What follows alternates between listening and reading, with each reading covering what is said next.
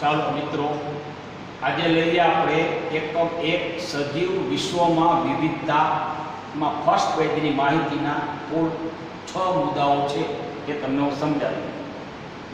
પહેલું, જીવ વિજ્ઞાન એટલે શું? જીવ વિજ્ઞાન શબ્દ એ લેમાર્ક નામના વૈજ્ઞાનિકે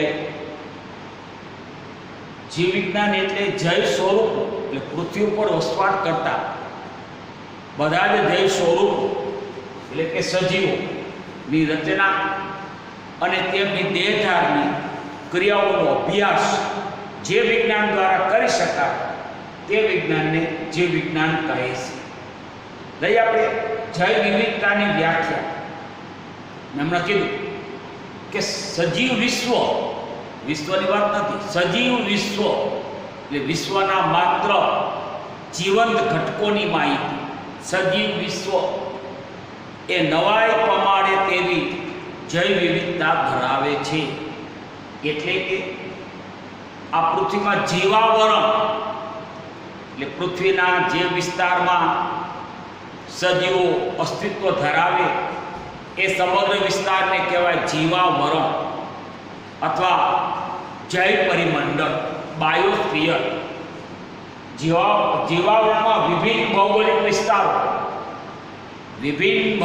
વિસ્તારો, ઉષ્ણકટિબંધ, ઉપ-ઉષ્ણકટિબંધ, સમશીતોષ્ણ શીતકટિબંધ, આમ વિભિન્ન ભૌગોલિક વિસ્તારોમાં અસંખ્ય પ્રકારના સૂક્ષ્મજીવો, એ બેક્ટેરિયા, ફૂગ, એકોસિલિન, કોરોના જેવા અન્ય વાયરસ, વનસ્પતિઓ, પ્રાણીઓ વસવાટ કરે છે. આમ જીવાવરણમાં એટલે સજીવ વિશ્વમાં વસવાટ કરતા આ બધા સજીવોના કદ, આકાર, રચના, તેઓની જીવનશૈલી, વર્તન, વસવાટમાં જોવા મળતા જુદાપણાને કહેવાય છે જૈવ વિવિધતા. હવે આપણે આદિ માનવી, શરૂઆતનો માનવી એ નિર્જીવ અને સજીવ વચ્ચેના ભેદને સમજતો હતો. એ નિર્જીવ દ્રવ્યો જેવા કે પવન, અગ્નિ, સમુદ્ર, તેમજ કેટલીક વનસ્પતિ, કેટલાક પ્રાણીઓ, આપણને ખબર છે ખીજડા જેવી વનસ્પતિ, ખીજડો, એની પૂજા કરીએ છીએ. ગાય જેવા પ્રાણીઓની પણ પૂજા કરીએ છીએ.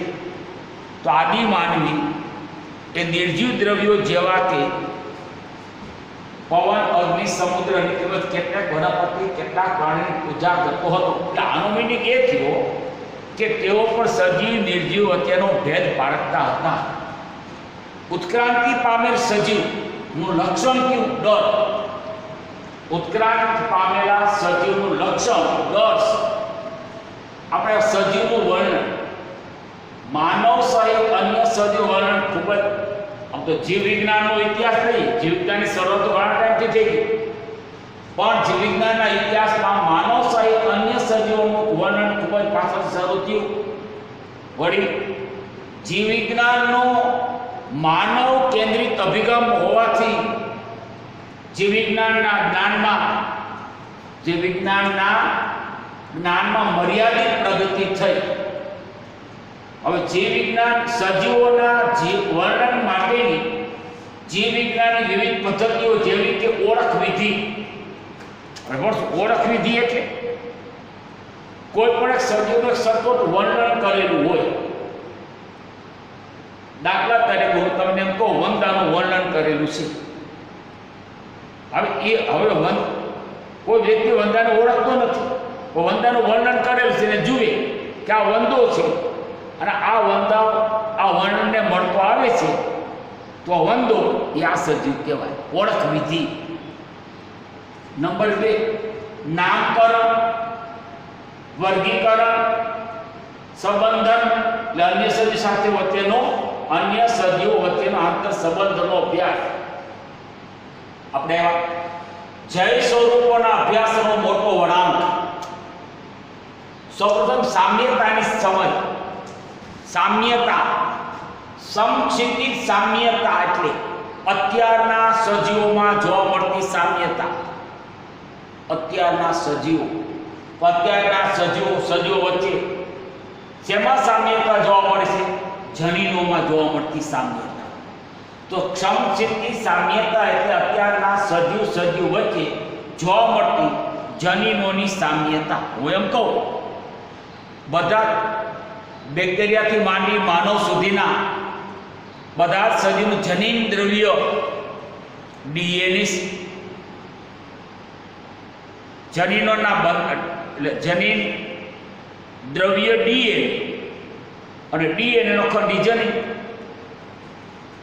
અને બધા સજીવના જનીન બંધારણમાં સામ્યતા છે.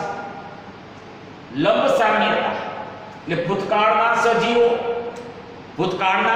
અને અત્યારના સજીવોમાં જોવા મળતી સામ્યતા. હવે આ સામ્યતાનો અભ્યાસ કોના વડે કરી શકાય? તો કે અશ્મિઓ વડે.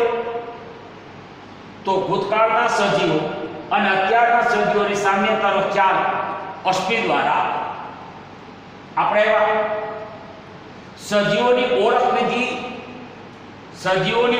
વિધિ એટલે સજીવોના અભ્યાસનો મોટો વળાંક ક્યારે આવ્યો? એક તો સામ્યતાની સંબંધની પ્રાપ્તિ થઈ અને સજીવોની શું થઈ? ઓળખ વિધિ. જ્યારે સજીવોની ઓળખ વિધિની ઓળખ વિધિની માહિતી મળી ગઈ અને સામ્યતાની સમજ મળી ગઈ, આમ સામ્યતા અને ઓળખ વિધિ એ બે સજીવના એટલે જૈવ સ્વરૂપોના અભ્યાસના વળાંકો છે. જૈવ વિવિધતાના સંરક્ષણ માટેની સાંસ્કૃતિક ગતિવિધિ. પ્રવર્તમાન બધા જ સજીવો એકબીજા સાથે તેમજ ભૂતકાળના સજીવો અત્યારના સજીવો સાથે સંકળાયેલા છે, સામ્યતા ધરાવે છે. આ જ્ઞાનની સમજ મળ્યા પછી જૈવ વિવિધતાના સંરક્ષણ માટેની સાંસ્કૃતિક ગતિવિધિની શરૂઆત થઈ ગઈ. એટલે જે સજીવો દુર્લભ્ય હોય, નાશપ્રાય હોય, લુપ્તતાને આરે હોય, નાશપ્રાયની સંભાવનાવાળા હોય, જવલ્ય પ્રાપ્ત હોય, એટલે એનો મિનિંગ એ થયો કે જે સજીવો માટે જીવનનો ભય તોડાઈ રહ્યો છે એવા સજીવોના સંરક્ષણ માટેની યોજનાઓ બે. એક સ્વસ્થાન સંરક્ષણ એટલે અત્યારે જે બધા સજીવો કુદરતી નિવાસ સ્થાનોમાં, નૈસર્ગિક નિવાસ સ્થાનોમાં વસવાટ કરે છે, તેઓને પોતાની જગ્યાએ એ નૈસર્ગિક નિવાસ સ્થાનોની જાળવણી કરી તેમના અસ્તિત્વની જાળવણી કરવી. આપણે લખશું એ માટે અભયારણ્યો, રાષ્ટ્રીય ઉદ્યાનો, આરક્ષિત જૈવાવરણ અને હોટસ્પોટ, આ બધી અભયારણ્યો, રાષ્ટ્રીય ઉદ્યાનો, આરક્ષિત જૈવાવરણ, હોટસ્પોટ એ સ્વસ્થાન સંરક્ષણ માટેની યોજનાઓ છે. એનો અભ્યાસ ડિટેલ આપણે પર્યાવરણના પાઠમાં કરીશું, જૈવ વિવિધતાના પાઠમાં. નવસ્થાન સંરક્ષણમાં પ્રાણી ઉદ્યાન, વનસ્પતિ ઉદ્યાન, વન્યજીવ સફારી પાર્ક અને ક્રાયો પ્રિઝર્વેશન એટલે સજીવોના જન્યુઓને -196 તાપમાને નાઇટ્રોજન પ્રવાહીમાં થીજી દેવામાં આવે અને સંચય કરવામાં આવે અને ભવિષ્યમાં એના વડે ફલન કરી અને આપણે સજીવનું નિર્માણ કરી શકીએ.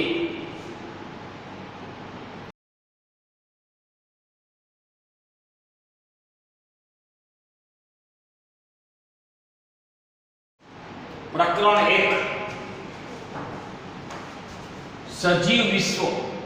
આપણે વાતભાઈ માહિતી આપી કે સજીવ વિશ્વ એ અદ્ભુત છે. પહેલી માહિતી લઈ એમાં જૈવ વિવિધતા જોવા પણ માહિતી આપી દીધી કે સજીવ વિશ્વમાં એટલે કે જીવાવરણમાં વસવાટ કરતા સૂક્ષ્મ જીવો, વનસ્પતિ, પ્રાણીઓના કદ, આકાર, રચના, વસવાટ, વર્તન, જીવનશૈલીમાં જોવા મળતી વિવિધતા એ જૈવ વિવિધતા. નિવાસ સ્થાનોમાં પણ અદ્ભુત વિવિધતાઓ છે. બરફથી ઠરી ગયેલા પર્વતો, પાનખર જંગલો, ઉષ્ણકટિબંધના વર્ષા જંગલો, એમેઝોન જંગલો, મહાસાગરો, મીઠા પાણીના જળાશયો, રણ, ગરમ પાણીના ઝરા, ઉપરાંત તૃણ પ્રદેશ, ખાબોચિયા, ઇવન બરફ છે, બરફમાં પણ કેટલાક સજીવ વસવાટ કરતા હોય. આમ કુદરતી નિવાસ સ્થાનોમાં પણ વિવિધતા છે. આપણે સજીવોની સુંદરતાનો પ્રશ્ન લઈએ. સુંદરતા પ્રત્યે આપણે આદરભાવ જગાડે. ઉદાહરણ આપ્યા છે: દોડતો ઘોડો, સ્થળાંતર કરતા પક્ષી, વેલી ઓફ ફ્લાવર્સ, હુમલો કરતી શાર્ક, કોયલનો ટહુકો, કડા કરતો મોર, અને સંવર્ણન માટે સિંહો, બે નર સિંહ વચ્ચે થતું ઘર્ષણ. આ બધું સુંદરતા જગાડે અને એના પ્રત્યે આપણે આદરભાવ જાગે. વસ્તી અને જય સમાજ. વસ્તી એટલે કોઈ પણ એક જ જાતિના સજીવોનો સમૂહ, એ વસ્તી. માનવ વસ્તી, સિંહની વસ્તી, કચ્છમાં ઘુડખરની વસ્તી, ડાંગના જંગલોમાં વાઘની વસ્તી, ગીરના જંગલોમાં સિંહની વસ્તી. બીજું એવું જય સમાજ. કોઈ પણ નિશ્ચિત વિસ્તારમાં વસવાટ કરતા વિવિધ જાતિઓ અથવા વિવિધ વસ્તી થી રચાતો સમાજ એ જય સમાજ. આપણે એમ કહીએ કે ભાઈ ગીરનું જંગલમાં વિવિધ જય સમાજ વસવાટ કરતો. એમાં વિવિધ પ્રકારની વનસ્પતિ, વિવિધ પ્રકારના પ્રાણીઓ. આપણે વસ્તીના સભ્યો, એક જ વસ્તીના બે સભ્યો, ફોર એક્ઝામ્પલ 2 કૂતરાઓ, 2 સિંહ, 2 હરણ, કે જુદી જુદી 2 વસ્તી એટલે જુદા જુદા જય સમાજના 2 સભ્યો વચ્ચે જીવન જરૂરી દ્રવ્યોની પ્રાપ્તિ માટે એટલે પોષણ, આશ્રય, ખોરાક, પ્રજનન, આ માટેની સ્પર્ધા થાય, સંઘર્ષ થાય. અને ઘણા પ્રાણીઓ, અલગ અલગ 2 જાતિઓ એકાબીજાના સહકારથી પણ જીવન જીવે, સંઘર્ષે કરે અને સહકારથી જીવન પણ જીવે. દાખલા તરીકે લાઇકેન, લીલની ફૂગ, સહજીવી સજીવ. આમ સ્પર્ધા, સંઘર્ષ અને સહકાર. વિચાર કરો, 2 જાતિ વચ્ચે સંઘર્ષ થાય, સ્પર્ધા થાય, અને 2 જાતિ વચ્ચે સહકાર પણ રચાય. ભણશો આપણે પરાગનયનમાં કીટકો અને પુષ્પો વચ્ચેનો સહકાર, એટલે મધમાખી અને પુષ્પો વચ્ચેનો સહકાર આપણે વિચારતા કરી મૂકીએ છીએ. કોષની આણ્વિક ભરચકતા ભણી ગયા છે. એક જ કોષની અંદર લગભગ 5000 જેટલા રસાયણો આવેલા છે. નાનો એવો કોષ અનેક રસાયણોથી ભરપૂર. વિચાર કરો, અનેક 5000 જેટલા રસાયણોથી ભરપૂર. એમાં અનેક અંગિકા અને કોષમાં અનેકવિધ પ્રકારની રાસાયણિક ક્રિયાઓ ચાલે છે, જે પણ આપણે નવાઈ પમાડે છે. હવે આપણે એવા જીવન એટલે શું? આ સવાલ બે ગર્ભિત પ્રશ્નો ધરાવે છે. એક ટેકનિકલ પ્રશ્ન છે, સજીવ એટલે શું, અને બીજો છે તત્વજ્ઞાનનો પ્રશ્ન, જીવનનો હેતુ શું. વૈજ્ઞાનિક રીતે બીજા પ્રશ્નનો જવાબ શોધવા આપણે પ્રયાસ નહીં કરીએ, તો પ્રથમ પ્રશ્નનો જવાબ મેળવવાનો પ્રયાસ કરીએ કે સજીવ એટલે શું.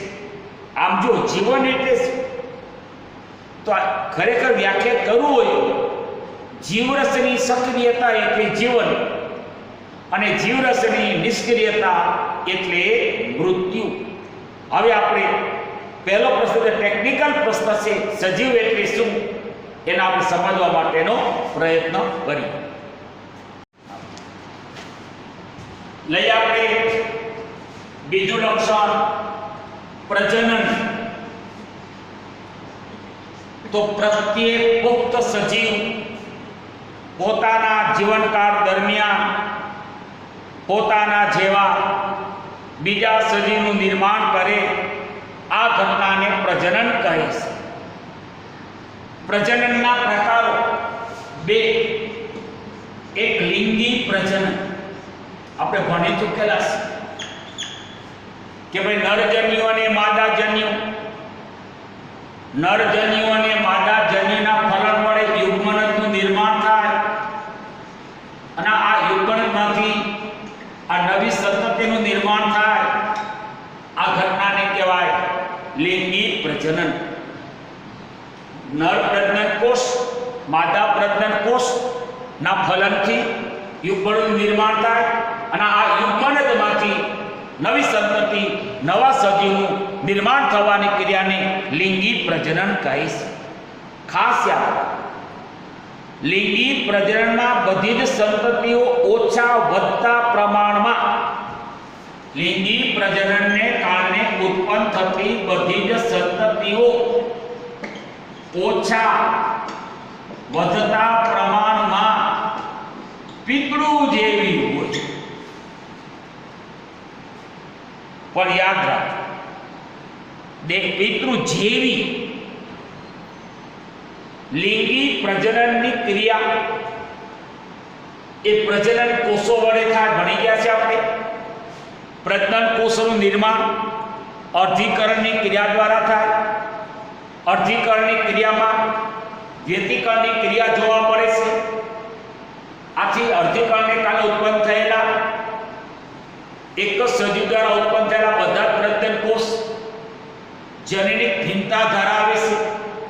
એટલા માટે કહી શકીએ કે લિંગી પ્રજનનમાં ખરેખર તો ઉત્પન્ન થતી બધી જ સંતતિઓ એકબીજાથી ભિન્ન અને પિતૃથી પણ ભિન્ન હોય, પણ ઓછા વધતા પ્રમાણમાં પિતૃને મળતી આવે. હવે આપણે આવ્યા અલિંગી પ્રજનન. હવે અલિંગી પ્રજનન ની માહિતી તો આપણે આપી ગયા છે. અલિંગી પ્રજનન યાદ હોય તો સજીવના દહી કોષોમાંથી નિર્માણ પામતા સજીવના દહી કોષોમાંથી ઉત્પન્ન થતો સજીવ એટલે અલિંગી પ્રજનન. જો નવા સજીવ નિર્માણ સજીવના દહી કોષોમાંથી થાય તો આ પ્રકારના પ્રજનન અલિંગી પ્રજનન કહે છે. અલિંગી પ્રજનનમાં અલિંગી પ્રજનનની ક્રિયામાં પ્રજનન કોષો ભાગ લેતા નથી. આથી અલિંગી પ્રજનનને કારણે ઉત્પન્ન થતી બધી જ સંતતિઓ એકબીજાના જેવી અને પિતૃના જેવી, જેને કહેવાય જનનિક ક્લોન સંતતિ કહેવાય. જનનિક રીતે બધી જ સંતતિ સમાન. લિંગી પ્રજનનમાં જનનિક સંતતિઓમાં જનનિક ભિન્નતાઓ જોવા મળે. અલિંગી પ્રજનનને કારણે ઉત્પન્ન થતી બધી જ સંતતિઓ જનનિક રીતે સમાન પિતૃના જેવી, આમ જનનિક ક્લોન સંતતિ કહેવાય. હવે અલિંગી પ્રજનનની ઘણી બધી પદ્ધતિઓ છે, આપણે ભણી ચૂકેલા છીએ. એમાં એક કહું છું, અલિંગી બીજાણુ દ્વારા અલિંગી પ્રજનન ભણી ગયા છે. ખૂબ યાદ હોય બે પ્રકારના બીજાણુ ધાનીય બીજાણુ અને કણી બીજાણુ. યાદ કરો, બીજાણુ ધાનીય બીજાણુ યાદુકાને અંતઃ બીજાણુ પણ કહેવાય અને કણી બીજાણુ આ બાહ્ય બીજાણુ. બીજાણુ ધાનીમાં ઉત્પન્ન. પાછા બીજાણુ બે પ્રકારના, ચલ બીજાણુ અને અચલ બીજાણુ.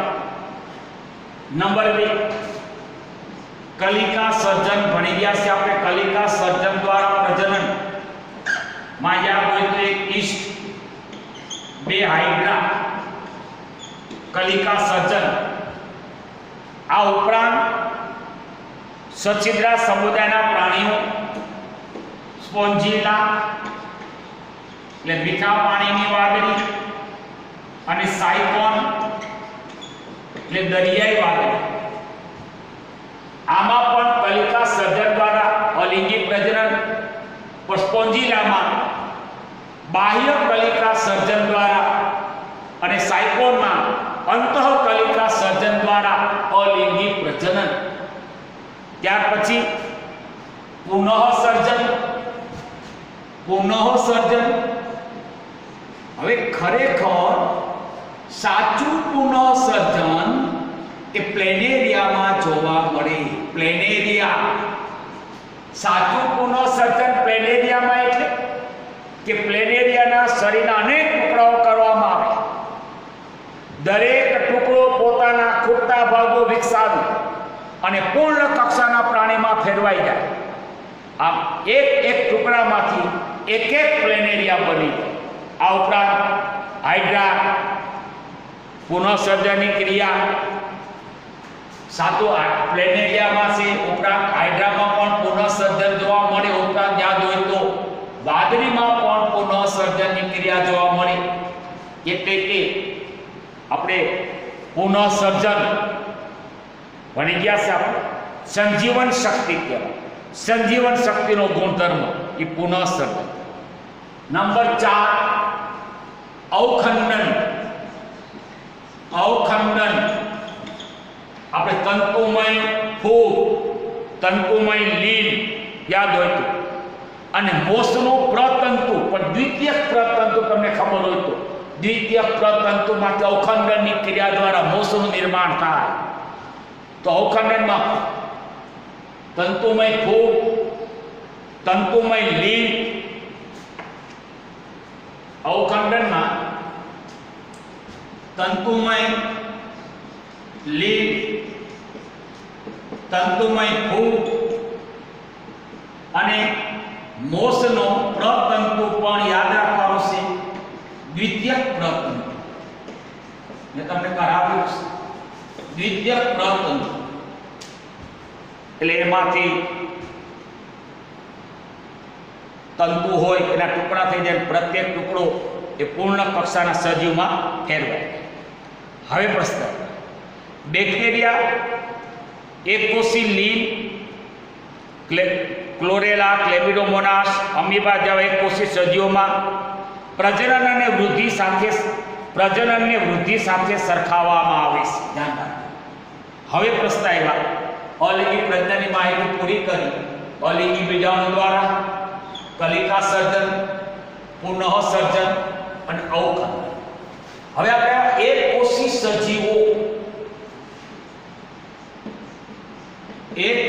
સજીવો, દાખલા તરીકે બેક્ટેરિયા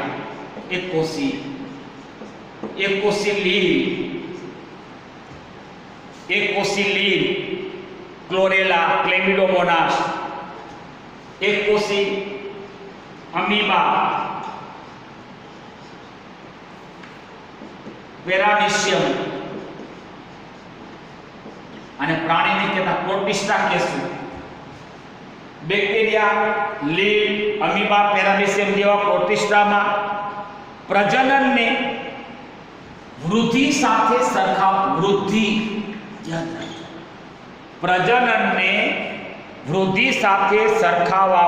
સરખાવવામાં આવે છે. પ્રજનનને વૃદ્ધિ સાથે આપણે હમણાં ભણ્યા આ બેક્ટેરિયા, લીલ, અમીબા, પેરામિશિયમમાં ભણી ગયા છે દ્વિભાજન એક પ્રકારનું કોષ વિભાજન દ્વારા વૃદ્ધિ થાય. આથી વૃદ્ધિ એક કોષ વિભાજન થયું ને આ બેક્ટેરિયા, લીલ, અમીબા, પેરામિશિયમમાં દ્વિભાજન નામનું કોષવિભાજન થયું. એકમાંથી બે સજીવ બન્યા, પ્રજનન થઈ ગયું. અને મેં માહિતી આપી કોષવિભાજન દ્વારા વૃદ્ધિ થઈ. આથી કહી શકાય કે અમીબા આ બધા સજીવોમાં પ્રજનનને વૃદ્ધિ સાથે સરખાવી શકાય. પ્રજનનને વૃદ્ધિ સાથે સરખાવી શકાય. વૃદ્ધિ એટલે કોષોના કદ, આપણે માહિતી આપ્યા યાદ હોય.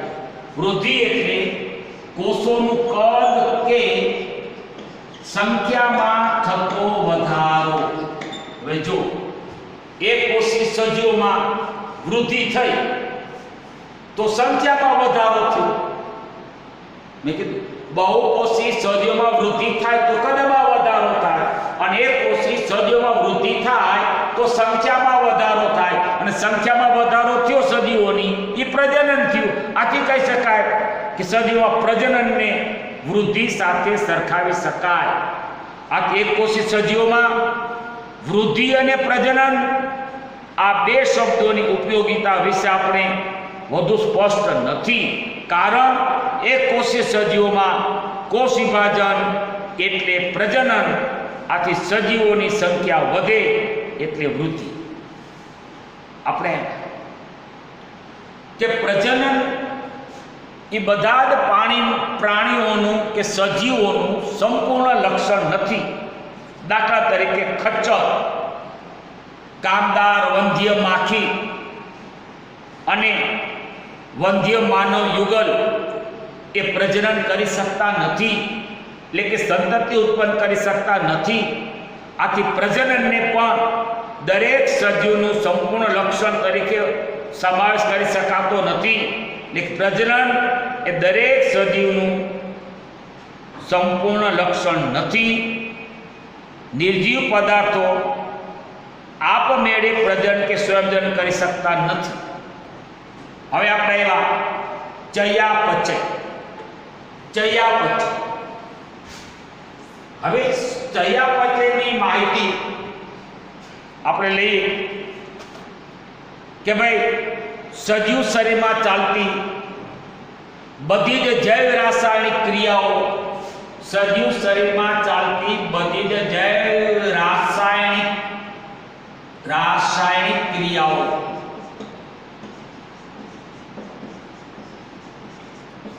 સજીવ શરીરમાં ચાલતી બધી જૈવ રાસાયણિક ક્રિયાઓ ને સામૂહિક રીતે ચયાપચય કહે છે. એટલે કે બધી જ જૈવ રાસાયણિક ક્રિયાઓનો કુલ સરવાળો એટલે ચયાપચય. અચ્છા, હવે ધ્યાન રાખો. ચયાપચયમાં બે પ્રકારની ક્રિયાઓ છે, ચય અને અપચય. ગણિત વિકાસ ચયાપચયમાં બે પ્રકારની ક્રિયા છે, ચય અને અપચય. ચય એટલે સંશ્લેષણાત્મક ક્રિયા, સંશ્લેષણની ક્રિયા.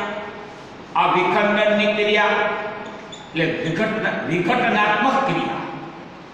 દાખલા તરીકે પ્રકાશ સંશ્લેષણ એ ચય ક્રિયા, શોષણ એ અપચય ક્રિયા. ચય ક્રિયામાં સરળ અણુઓમાંથી જટિલ અણુનું નિર્માણ થાય, અને અપચય ક્રિયામાં જટિલ અણુમાંથી સરળ અણુનું નિર્માણ થાય. ચય ક્રિયામાં ઊર્જાનો ઉપયોગ થાય છે. આથી ચય ક્રિયા એ શક્તિગ્રાહી ક્રિયા છે, જ્યારે અપચય ક્રિયામાં ઊર્જા મુક્ત થાય છે. આથી અપચય ક્રિયા એ શક્તિ ત્યાગી ક્રિયા છે. દાખલા તરીકે પ્રકાશ સંશ્લેષણ અને શોષણ. હવે આપણે પ્રત્યેક સજીવ ધ્યાન આપો, બધા જ સજીવો આપણે પ્રત્યેક કોષમાં 5000 જેટલા રસાયણો છે. આનો મીનિંગ કે પ્રત્યેક સજીવ અનેક રસાયણોનો બનેલો છે. પાછા પ્રત્યેક સજીવમાં અનેક જૈવિક અણુ આવેલા છે. બે પ્રકારના ભણી ગયા છે, સૂક્ષ્મ જૈવ અણુ અને મહાજૈવ અણુ. હવે ચયાપચય એકોષી સજીવ હોય કે બહુકોષી સજીવ હોય, એ વિવિધ પ્રકારની ચયાપચયની ક્રિયાઓ દર્શાવે. પાચન, શ્વસન, ઉત્સર્જન, પ્રચલન, હલનચલન, દ્રષ્ટિની ક્રિયા, સાંભળવાની ક્રિયા, ચાલવાની ક્રિયા, સ્નાયુ સંકોચનની ક્રિયા, આ બધી ચયાપચયની ક્રિયાઓ છે. દરેક ચયાપચયની ક્રિયામાં એટલે એકકોષી હોય કે બહુકોષી સજીવો હોય, હજારો જેટલી ચયાપચયની ક્રિયાઓ ચાલે છે. દરેક ચયાપચયની ક્રિયામાં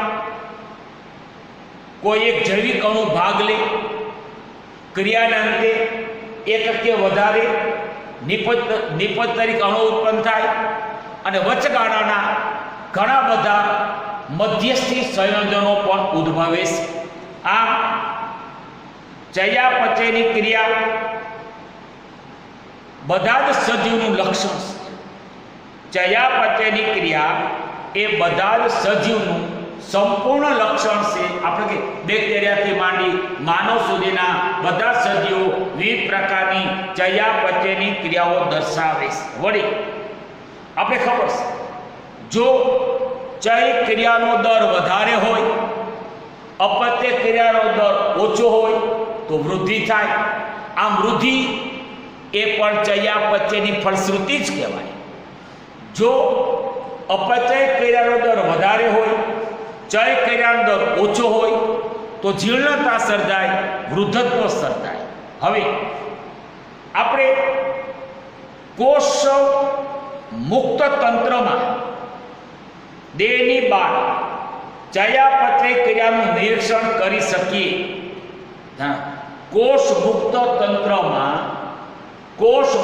તંત્રમાં શરીરની બહાર ટેસ્ટ ટ્યુબ. આપણે હવે સજીવ એટલે શું? તો સજીવની વ્યાખ્યા આપવા માટે વિશિષ્ટ લક્ષણો ધરાવતા ભણશું આપણે. વિશિષ્ટ લક્ષણો આ બધા કે વિશિષ્ટ લક્ષણો અને જીવ ધરાવતા તેમજ વિવિધ પ્રકારની દેહધાર્મિક ક્રિયાઓ કરે, વિવિધ પ્રકારની પ્રક્રિયા કરી અને પર્યાવરણ સાથે તાદાત્મ્ય સાધાય, તાદાત્મ્ય અનુકૂલિત થાય તે ઘટક એટલે સજીવ. એટલે વિવિધ વિશિષ્ટ લક્ષણો તેમજ જીવ ધરાવતા વિવિધ પ્રક્રિયાઓ કરી પર્યાવરણ સાથે તાદાત્મ્ય સાધતા, અનુકૂલન સાધતો ઘટક એટલે સજીવ. એ સજીવના વિશિષ્ટ લક્ષણો વૃદ્ધિ તે સજીવનું પરિપૂર્ણ ગુણધર્મ કે લક્ષણ નથી. ગુણધર્મ અથવા લક્ષણ ભણશું આપણે ડિટેલમાં. કારણ નિર્જીવ પદાર્થોની પણ વૃદ્ધિ થાય. રેતીનો ઢગલો, ખાતરનો ઢગલો, એમ આથી કહી શકાય કે વૃદ્ધિ એ સજીવનો પરિપૂર્ણ ગુણધર્મ. પ્રજનન કે દરેક સજીવનો પરિપૂર્ણ સંપૂર્ણ ગુણધર્મ નથી. દરેક સજીવનો સંપૂર્ણ ગુણધર્મ નથી. ગુણધર્મ થોડોક છે. કારણ કેટલાક પ્રાણીઓ વંધ્ય હોય, કેટલાક પુષ્પો પણ વંધ્ય હોય. ખચ્ચર વંધ્ય છે, એ પ્રજનન ન કરી શકે, સંતતિ ઉત્પન્ન ન કરી શકે. વરસાદ વંધ્ય કામદાર માખી એ વંધ્ય છે, પ્રજનન ન કરે, છતાં સજીવ છે. આ પરથી કહી શકાય કે પ્રજનન તે દરેક સજીવનો સંપૂર્ણ ગુણધર્મ નથી. પછી આપણે ચયાપચય તો બરાબર છે. બેક્ટેરિયાથી માંડી માનવ સુધીના બધા સજીવો વિવિધ પ્રકારની ચયાપચયની ક્રિયાઓ દર્શાવે છે. પાચન, પોષણ, શ્વસન, ઉત્સર્જન. આથી કહી શકાય કે ચયાપચય એ દરેક સજીવનો સંપૂર્ણ ગુણધર્મ છે. પર્યાવરણ પ્રત્યેની સભાનતા બરાબર છે. બધા જ સજીવો એ પર્યાવરણીય પરિબળો પ્રકાશ, તાપમાન, ભેજ, પવન આ બધા પદાર્થો પ્રત્યે સંવેદી છે અને એના પ્રત્યે સભાનતા કેળવે છે. અને પ્રતિક્રિયાઓ પણ દર્શાવે. એટલે બધા સજીવો વિવિધ પ્રકારના પર્યાવરણીય પરિબળો પ્રત્યે પ્રતિક્રિયાઓ દર્શાવે. પરિબળો પ્રત્યે સભાન પણ છે. આ પરથી કહી શકાય કે સભાનતા તે દરેક પર્યાવરણ પ્રત્યેની સભાનતા તે દરેક સજીવનો સંપૂર્ણ ગુણધર્મ છે. સ્વયં જનન અથવા સ્વયં જનની, સ્વયં જનિત એટલે પ્રજનન કરવું, સ્વયં જન પોતાની સ્વ, આપણે ભણશું સ્વઆયોજન, પરસ્પર આકર્ષણ, એકબીજા પર પ્રભાવ, એટલે કોઈ પણ એક વસ્તીના સભ્યોનો એ બીજી વસ્તીના સભ્યો પર પ્રભાવ હોય. આપણે તો વૃક્ષોનો ક્ષુપ ઉપર પ્રભાવ, ક્ષુપનો છોડ ઉપરનો પ્રભાવ, છોડનો ઘાસ ઉપરનો પ્રભાવ, સિંહનો હરણ ઉપરનો પ્રભાવ અસર. ત્યાર પછી અનુકૂલન એટલે બદલાતા જતા પર્યાવરણ સાથે અનુકૂલન સાધે છે બધા સજીવો. અનુકૂલિત થઈને રહે છે. અનુકૂલિત થઈને જો રહેતા ન હોય એ સજીવો લુપ્ત પણ બની જાય. ત્યાર પછી મૃત્યુ અને વારસો સાચવવાની ક્ષમતા એટલે કે જનીન દ્રવ્ય. હવે આપણે વ્યક્તિગત રીતે એક લક્ષણ વૃદ્ધિ એટલે આમ તો વૃદ્ધિનું લક્ષણ એ આપી શકાય કે સજીવનું કદ અને નિર્જળ વજન માં થતો વધારો એટલે વૃદ્ધિ, અથવા કોષોના કદ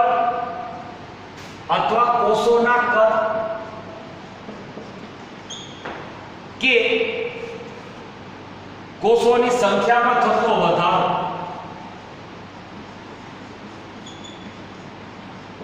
સજીવના કદ અને નિર્જળ વજનમાં થતો વધારો એટલે વૃદ્ધિ, અથવા કોષોના કદ કે કોષોની સંખ્યામાં થતો વધારો એટલે વૃદ્ધિ. અને વૃદ્ધિ એ દરેક સજીવનો પરિપૂર્ણ ગુણધર્મ નથી. વૃદ્ધિના બે પૂરક લક્ષણો છે. વૃદ્ધિના બે પૂરક લક્ષણો છે.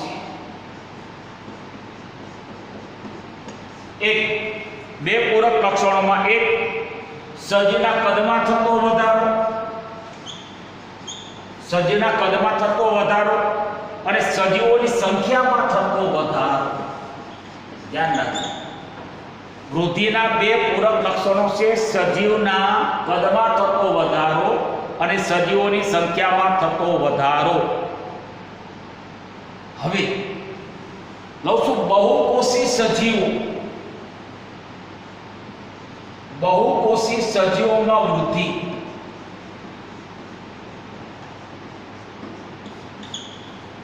બહુકોષી સજીવો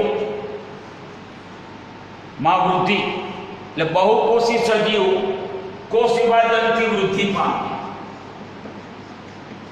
બહુકોષી સજીવો એ કોષ વિભાજનથી વૃદ્ધિ પામે.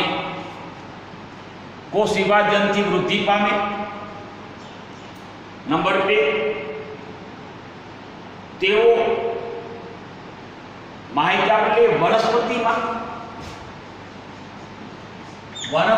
સતત વૃદ્ધિ ચાલુ હોય જીવન પર્યંત. કારણ વનસ્પતિમાં વર્ધનશીલ પેશી મૂળની ટોચ મૂળાગ્ર અને પ્રરાગ્રમાં આવેલી જીવન પર્યંત વિભાજન પામે અને જીવન પર્યંત વૃદ્ધિ કરે. જ્યારે પ્રાણીઓમાં વૃદ્ધિ મર્યાદિત છે.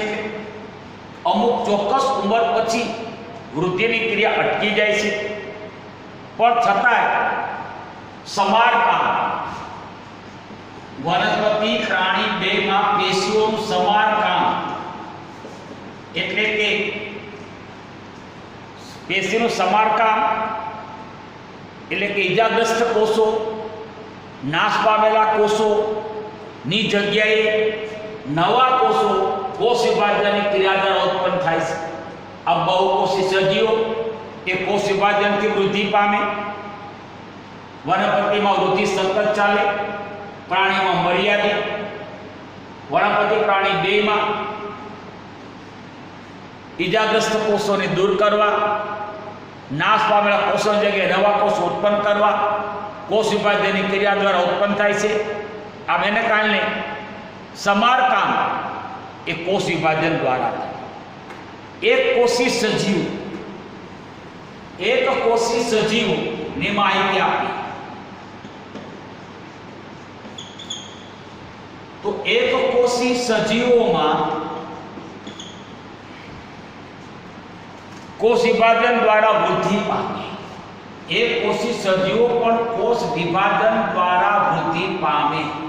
પણ યાદ રાખો, બહુકોષી સજીવોમાં કોષ વિભાજનને કારણે ઉત્પન્ન થયેલા કોઈ છૂટા ન પડે, ભેગા રહે.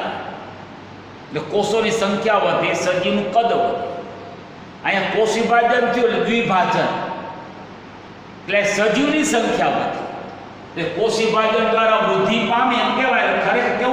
ખરેખર એવું થાય કે વંશ વૃદ્ધિ પામે. ખરેખર વંશ વૃદ્ધિ પામે. બરાબર છે. હવે આપણે કોષ વિભાજન દ્વારા સજીવોની સંખ્યામાં વધારો થાય છે એટલે વંશ વૃદ્ધિ થાય છે તે આપણે ઇન વિટ્રો સંવર્ધન એટલે કે આપણે સંવર્ધન માધ્યમ લઈએ. એ સંવર્ધન માધ્યમ ઈસ્ટ મૂકીએ, બીજા સંવર્ધન માધ્યમ આપણે બેક્ટેરિયા કે પેરામીશિયમ મૂકીએ, અમીબા.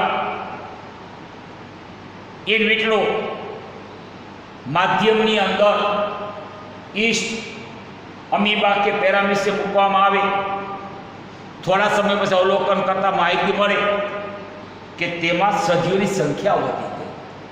એટલે એમાં કોષ વિભાજનને કારણે વંશ વૃદ્ધિ થઈ. હવે ખાસ કરીને ઉચ્ચ કક્ષાની વનસ્પતિ અને પ્રાણીઓમાં મહદઅંશે વૃદ્ધિ અને પ્રજનન પરસ્પર નિવારક ઘટનાઓ છે. વૃદ્ધિ અને પ્રજનન. ઉચ્ચ કક્ષાની વનસ્પતિ અને ઉચ્ચ કક્ષાના પ્રાણીઓમાં મહદઅંશે વૃદ્ધિ અને પ્રજનન એ બંને પરસ્પર નિવારક ઘટનાઓ છે, એટલે કે પરસ્પર સંકળાયેલી ઘટનાઓ છે. સ્વાભાવિક છે. જો કોષ વિભાજન થાય તો વૃદ્ધિ થાય અને પ્રજનન કરતા પહેલા પ્રાજનનિક વૃદ્ધિ પરિપૂર્ણ કરે તો જ વ્યક્તિ સજીવ પ્રજનન કરી શકે. આમ સજીવની વૃદ્ધિ થાય, પરિપક્વ બને અને પરિપક્વ બન્યા પછી પ્રજનન થાય. આ પરથી કહી શકાય કે વૃદ્ધિ અને પ્રજનન એ બહુકોષી ઉચ્ચ કક્ષાની વનસ્પતિ, ઉચ્ચ કક્ષાના પ્રાણીઓમાં બંને પરસ્પર નિવારક ઘટનાઓ છે, એટલે કે પરસ્પર સંકળાયેલી ઘટનાઓ છે. આપણે એવા વૃદ્ધિનું માપદંડ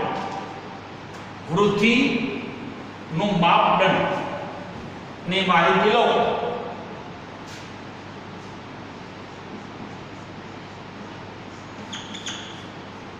તો વૃદ્ધિના માપદંડ તરીકે સજીવના કદમાં થતો વધારો એટલે વૃદ્ધિ. આપણે માહિતી સજીવના કદમાં થતો વધારો આ માપદંડ એટલે વૃદ્ધિ. નંબર 2, આમ જો વૃદ્ધિના માપદંડ તરીકે કદમાં વધારો લેવામાં આવે, કદમાં થતો વધારો એટલે વૃદ્ધિ. આમ વૃદ્ધિના માપદંડ તરીકે આપણે કદ લઈએ, તો જો આપણે વૃદ્ધિના માપદંડ તરીકે કદ લઈએ તો નિર્જીવ વસ્તુમાં પણ વૃદ્ધિ થાય. એટલે વૃદ્ધિની વ્યાખ્યામાં આવી જાય. આપણે કદમાં થતો વધારો,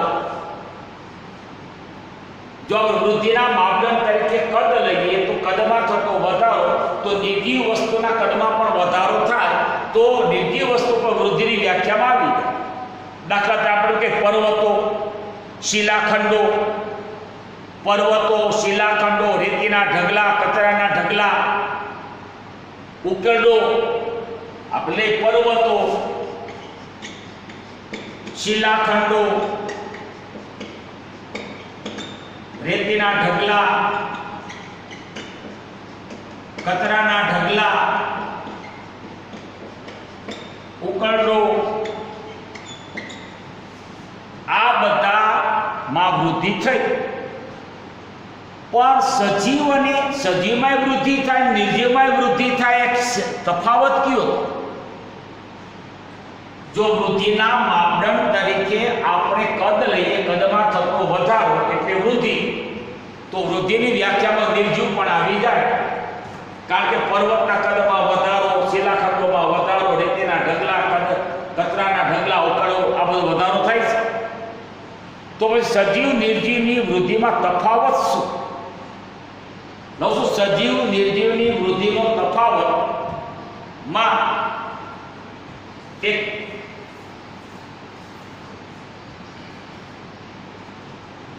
બાહ્ય વૃદ્ધિ અને નંબર 2 આંતરિક વૃદ્ધિ. બાહ્ય વૃદ્ધિ અને આંતરિક વૃદ્ધિ એટલે કે નિર્જીવ પદાર્થોમાં તેમની બાહ્ય સપાટી પર, નિર્જીવ પદાર્થોની બાહ્ય સપાટી પર દ્રવ્યો સંચય થાય, આથી વૃદ્ધિ થાય.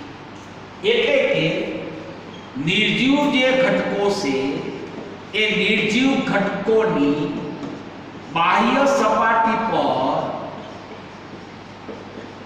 દ્રવ્યો જમા થવાથી, સંચય થવાથી વૃદ્ધિ થાય. એટલે કે નિર્જીવ ઘટકોની બાહ્ય સપાટી પર દ્રવ્ય જમા થવાથી, સંચય થવાથી વૃદ્ધિ થાય છે. આંતરિક વૃદ્ધિ નહીં. સજીવોમાં દેહની અંદર તરફથી, સજીવોમાં દેહની અંદર તરફથી વૃદ્ધિ થાય.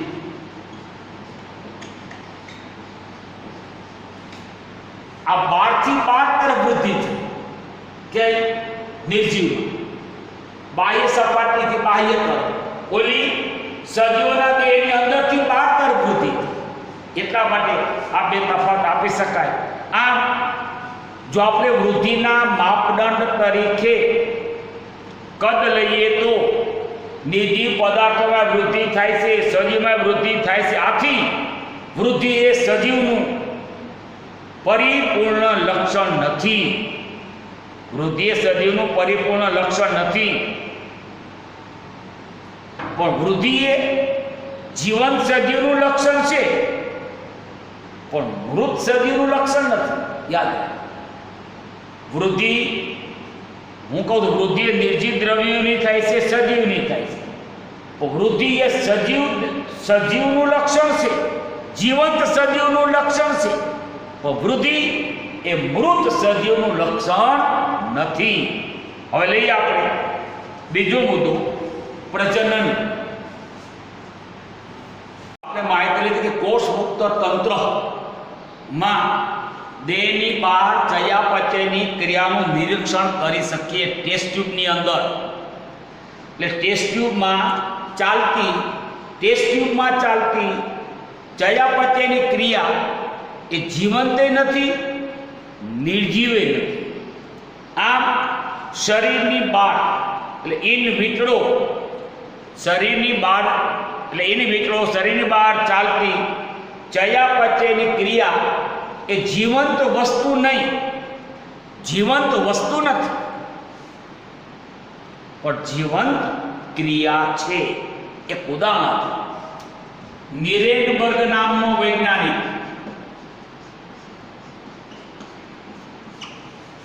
એને ટેસ્ટ ટ્યુબની અંદર એટલે કે કોષ મુક્ત તંત્ર ટેસ્ટ ટ્યુબની અંદર જનીન સંકેતોનું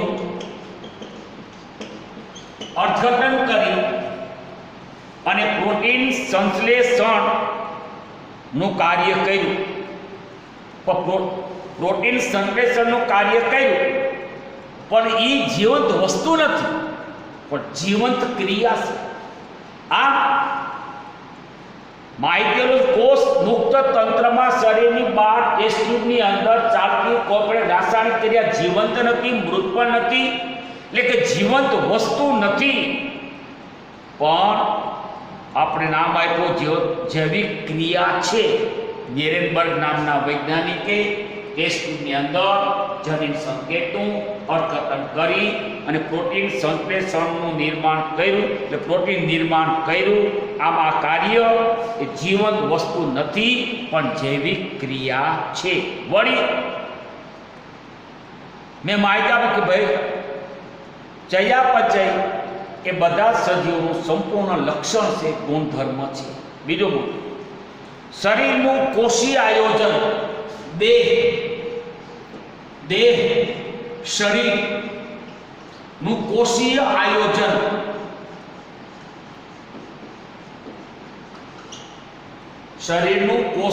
આયોજન કે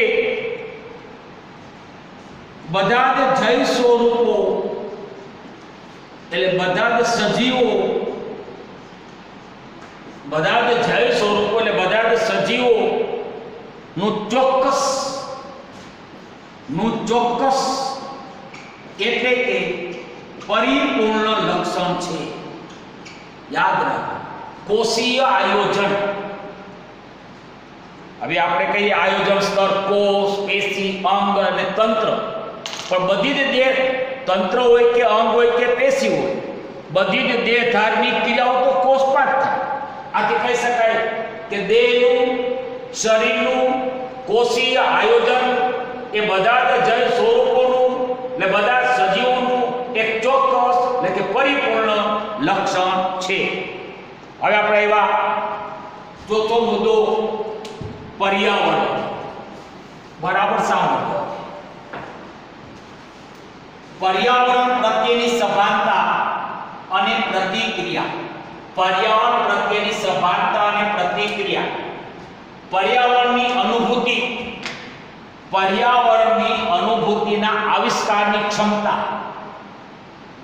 પર્યાવરણની અનુભૂતિ એટલે પર્યાવરણીય પરિબળો, પ્રકાશ, તાપમાન, ભેજ, પાણી, પવન, આ બધા પર્યાવરણીય પરિબળો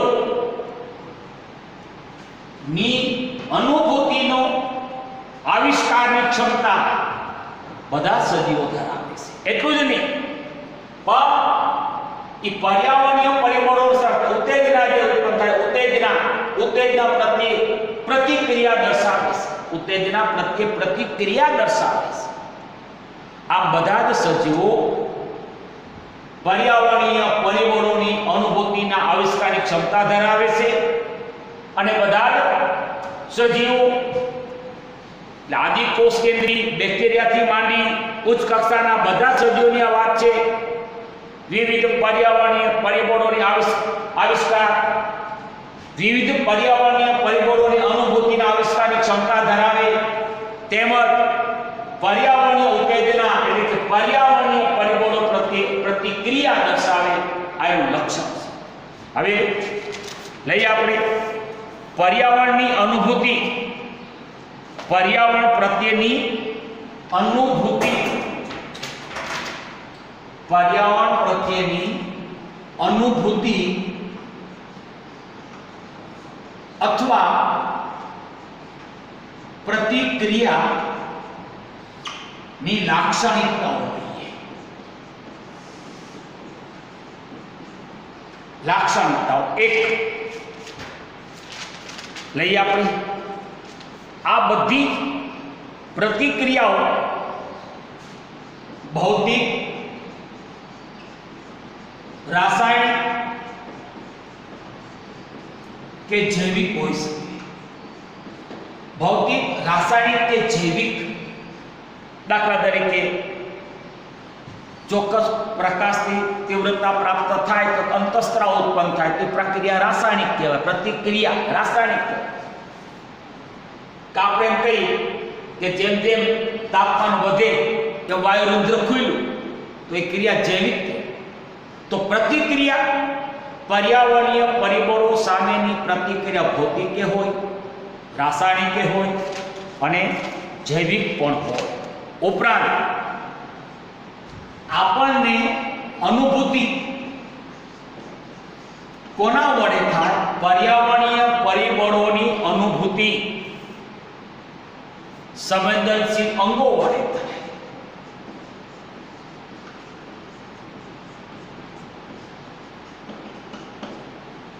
આપણે નાક, આંખ, કાન, ત્વચા, જીભ એમ.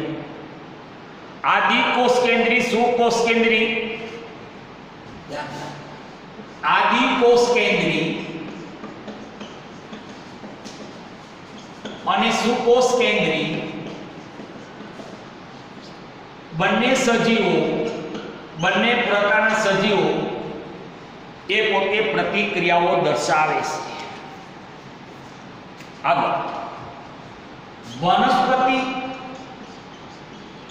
અને પ્રાણીઓ, વનસ્પતિ અને પ્રાણીઓ એ પ્રકાશ, તાપમાન, પ્રકાશ, તાપમાન, પાણી, અન્ય સજીવો કે પ્રદૂષકો, યાદ હોય તો લાઇકેન, એસોટ કે પ્રદૂષકો જેવા બાહ્ય પરિબળો સામે પ્રતિક્રિયા આપે છે. પ્રતિક્રિયા ભૌતિક, રાસાયણિક કે જૈવિક આપણને આ પર્યાવરણીય પરિબળોની અનુભૂતિ સંવેદનશીલ અંગો દ્વારા થાય. આદિકોષ કેન્દ્રીય, સુકોષ કેન્દ્રીય બધા સજીવો પર્યાવરણીય પરિબળો સામે પ્રતિક્રિયા દર્શાવે છે. વનસ્પતિ, પ્રાણીઓ એ પ્રકાશ, તાપમાન, પાણી, અન્ય સજીવ, સજીવ પણ એક પરિબળ છે ને. સજીવ પણ દાખલા કોરોના વાયરસ છે, એ કોરોના વાયરસ માનવને પરિબળ થયું. ત્યાં પણ નાસિકા કોટરમાં જાય, શ્વાસ નળીમાં જાય, શ્વાસ નળીની શાખાઓમાં જાય, ત્યાં શ્લેષપણો સ્ત્રાવ કરે. તો શ્લેષપણો સ્ત્રાવ એ બતાવ્યું આપણે કોરોના વાયરસની પ્રતિક્રિયા કઈ તો કે શ્લેષપણ સ્ત્રાવ. શ્લેષપણ સ્ત્રાવ થઈ જાય, સૂક્ષ્મ શ્વાસ વાહિકાઓ શ્લેષપણથી ભરાઈ જાય, શ્વસન અવરોધાઈ જાય, મૃત્યુ થઈ જાય. પ્રતિક્રિયા. આ ઉપરાંત નંબર 5 ઋતુ સંવર્ધિત, ઋતુ સંવર્ધિત વનસ્પતિ. ઋતુ સંવર્ધિત વનસ્પતિ આપણે કહી શકીએ ચોખા, ઘઉં, આંબો. ચોખા, ઘઉં, આંબો એટલે કે અમુક ઋતુમાં જેવા પુષ્પ સર્જન છે. આ રીતે ઋતુ સંવર્ધિત પ્રાણીઓ, ઋતુ સંવર્ધિત પ્રાણીઓ માપલે છે માછલીઓ, દેડકો, ગરોળી, પક્ષીઓ, સસ્તનમાં આપણે હરણ, કૂતરાઓ, આ બધા ઋતુ સંવર્ધિત ચોક્કસ ઋતુમાં પ્રજનન કરે. ઋતુ સંવર્ધિત વનસ્પતિ ચોખા, ઘઉં, આંબો. ઋતુ સંવર્ધિત પ્રાણીઓ માછલી, દેડકો, ગરોળી, પક્ષી, હરણ અને કૂતરા. આ બધા માં ધ્યાન આપજો. એના પ્રજનન ઉપર પ્રકાશ અવધિની અસર. પ્રકાશ અવધિ, પ્રકાશ અવધિ એટલે શું? પ્રકાશ પ્રાપ્તિનો સમયગાળો. દાખલા તરીકે પ્રકાશ પ્રાપ્તિનો સમયગાળો. પ્રકાશ અવધિ એટલે કે ઋતુ સંવર્ધિત વનસ્પતિ જેવી કે ચોખા, ઘઉં, આંબો. ઋતુ સંવર્ધિત પ્રાણીઓ એટલે ઋતુ ચોક્કસ ઋતુમાં પ્રજનન કરતા પ્રાણીઓ માછલી, દેડકો, ગરોળી, પક્ષી, હરણ, કૂતરા. આની ઉપર પ્રકાશ અવધિ, આમ તો તાપમાન પણ કહી શકાય. પ્રકાશ અવધિ કે તાપમાનની અસર છે. કારણ કે લાંબો સમય પ્રકાશ મળે તો તાપમાન વધે, ઓછા સમય સુધી પ્રકાશ મળે તો દિવસ દરમિયાન લાંબા સમય સુધી પ્રકાશ મળે તો તાપમાન વધે. જો દિવસ દરમિયાન ઓછા સમય સુધી પ્રકાશ પડે તાપમાન ઘટે. એ પ્રકાશ અવધિ અથવા તાપમાનની અસર છે. ત્યાર પછી દરેક સજીવ તેના શરીરમાં પ્રવેશેલા નંબર 6 દરેક સજીવ તેના શરીરમાં પ્રવેશેલા રસાયણ નું સંચાલન કરીશ. રસાયણનું સંચાલન કરીશ. દાખલા તરીકે આપણે ખોરાક રસાયણ છે, ખોરાક દો કે રસાયણો છે એક પ્રકારનું એનું સંચાલન. ઉપરાંત દરેક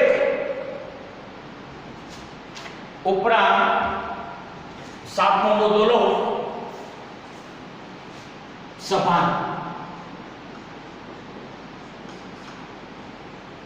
બધા જ સજીવો તેના આસપાસના પર્યાવરણથી જાગૃત.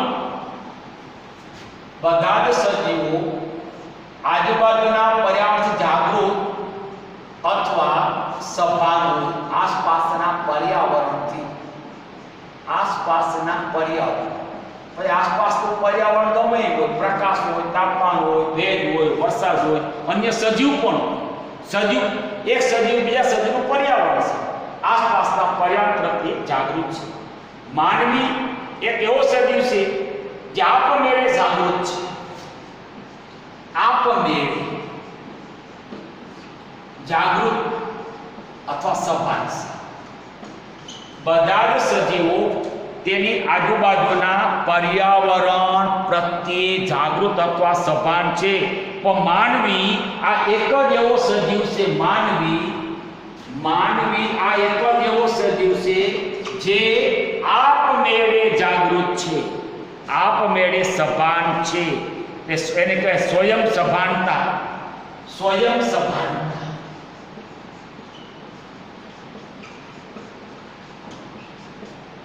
દાખલા તરીકે આપણને ખબર પડે કે હવે ત્યાં બહાર તાપ વધારે છે, ત્યાં જવાય નહીં, તાપમાન વધી જશે તો આપણે છાયામાં જવાનો પ્રયત્ન કરશું. એટલે પહેલાથી સભાન છે. બાકીના સજીવોને શું હોય કે અનુભૂતિ કર્યા પછી સભાનતા મળે. પર્યાવરણીય પરિબળોની અનુભૂતિ કરો પછી સભાનતા મળે. અનુભૂતિ થાય પછી. તો આપણે અનુભૂતિ કર્યા પહેલા પ્રકાશ, તાપમાન, ભેજ, વરસાદ, અન્ય સજીવ ની આપણે સભાનતા જાગૃતિ હોય છે. જાગૃત છે પહેલેથી જાગૃત, આપમેળે જાગૃત, અગાઉથી જાગૃત. દાખલા કોરોના વાયરસથી આપણે સભાન છીએ, જાગૃત છીએ. માસ્ક બાંધો, દિવસમાં વારંવાર સાબુ હાથ ધો. એનું શું થયું? કોરોના વાયરસ પ્રત્યે અગાઉથી આપમેળે જાગૃતિ, સભાનતા. નંબર 8 આમ સભાનતા એ દરેક સજીવનું સંપૂર્ણ લક્ષણ છે. સભાનતા એ દરેક સજીવનું સંપૂર્ણ લક્ષણ છે. આપણે પ્રતિક્રિયા ભૌતિક, રાસાયણિક કે જૈવિક હોય. આપણે પર્યાવરણીય પરિબળોની અનુભૂતિ સંવેદનશીલ અંગો દ્વારા થાય. આદિકોષ કેન્દ્રી, સુકોષ કેન્દ્રી બધા સજીવો પર્યાવરણીય પરિબળો સામે પ્રતિક્રિયા દર્શાવે. વનસ્પતિ, પ્રાણીઓ, પ્રકાશ, તાપમાન, પાણી, સજીવ, પ્રદૂષક, લાઇકેન એ SO2 પ્રત્યે સંવેદનશીલ જે સામે પ્રતિક્રિયા દર્શાવે છે. સજીવ પણ એક સજીવ બીજા સજીવનું પર્યાવરણ છે. આગળ લઈએ ઋતુ સંબંધિત વનસ્પતિ, ઋતુ સંબંધિત પ્રાણીઓના પ્રજનન ઉપર પ્રકાશ અવધિ અથવા તાપમાનની અસર હોય છે. આપણે એક લક્ષણ લખતું યાદ હોય કે દરેક સજીવ શરીરમાં પ્રવેશેલા રસાયણનું સંચાલન કરે છે. સભાનતા બધા સજીવો આજુબાજુના પર્યાવરણ પ્રત્યે, પર્યાવરણીય પરિબળો પ્રત્યેની જાગૃતતા અથવા સભાનતા ધરાવે છે. માનવી આપમેળે જાગૃત છે એટલે સ્વયં સભાનતા કહેવાય. આ પણ કહી શકાય કે સભાનતા એ દરેક સજીવનું સંપૂર્ણ લક્ષણ અથવા પ્રતિક્રિયા, પર્યાવરણીય પરિબળો સામે પ્રતિક્રિયા દર્શાવવી એ સંપૂર્ણ લક્ષણ. અનુભૂતિ કરવી સંપૂર્ણ લક્ષણ. સભાનતા સંપૂર્ણ લક્ષણ. હવે આપણે મનુષ્યનો પ્રશ્ન, મનુષ્ય માટે જીવંત અવસ્થાને, મનુષ્ય માટે જીવંત અવસ્થા, મનુષ્ય માટે જીવંત અવસ્થાને વ્યાખ્યાયિત કરવી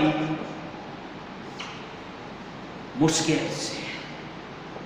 સમજાય? પેલો મુદ્દો, હૃદય અને ફેફસાને બદલે મશીનને આધારે દવાખાનામાં મૂર્છામાં પડી રહેલ દર્દી,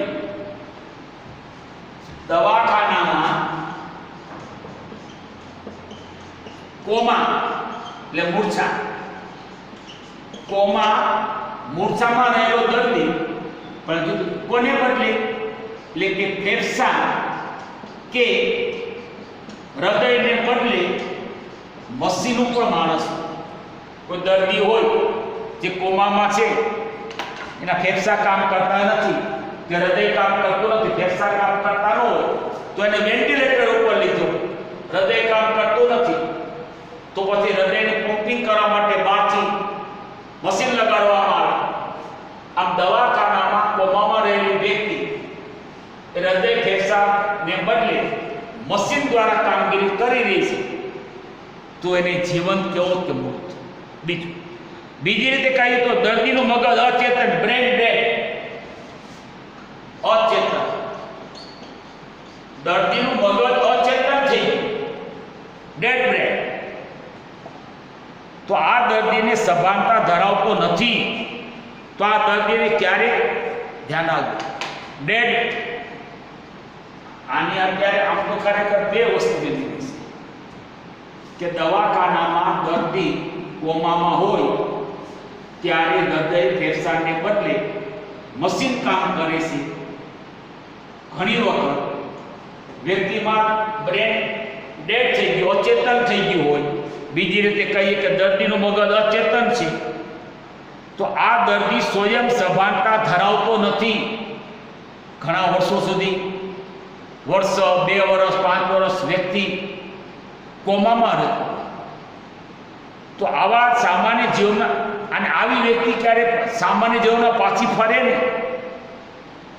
ઘણી વખત દર્દી વર્ષો સુધી કોમામાં રહે તો